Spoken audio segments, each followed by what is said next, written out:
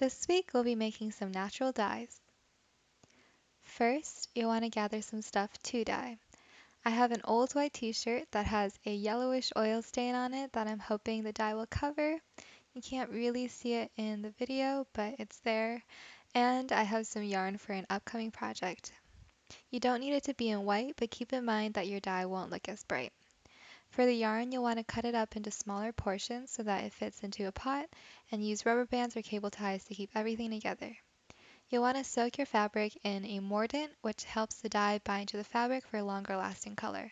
For vegetable-based dyes like spinach, you can make one with 1 part vinegar and 4 parts water. You won't need this for avocado necessarily because it has enough tannins to bind to the fabric. For the avocado dye, you'll want to get the skin and pits of 4 to 5 avocados. The more avocados, the deeper the color. You want to get rid of as much of the green flesh part as possible because that will make your dye more brown than pink. The great thing about making this dye is that I have an excuse to have avocados around.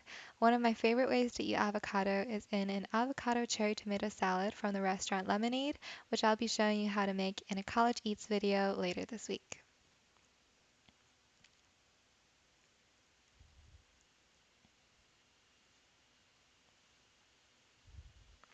After that, you'll want to clean your skins and pits as thoroughly as possible. I used water and the back of a sponge to scrub off any remaining bits of green. Some skins are going to be more green than others. You'll just want to keep the most red skins. Then add 4 cups of water and simmer for an hour. Once it's the color that you want it to be, strain it.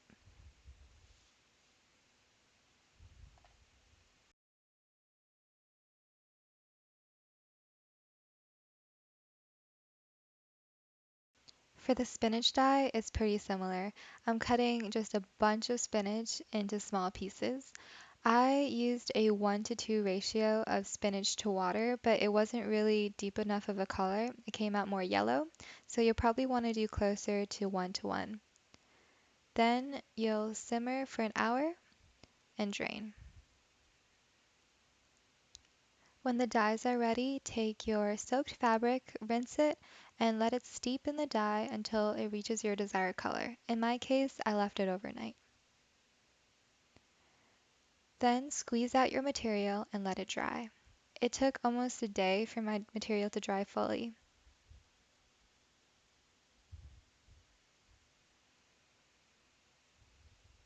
Here's the final product. I'm really happy with how the pink turned out. You can see next to the white that the green did a tiny bit of something. The pink didn't cover up the stain like I wanted it to, and now I'm extra sad because I really like that color. But I hope you'll try this out.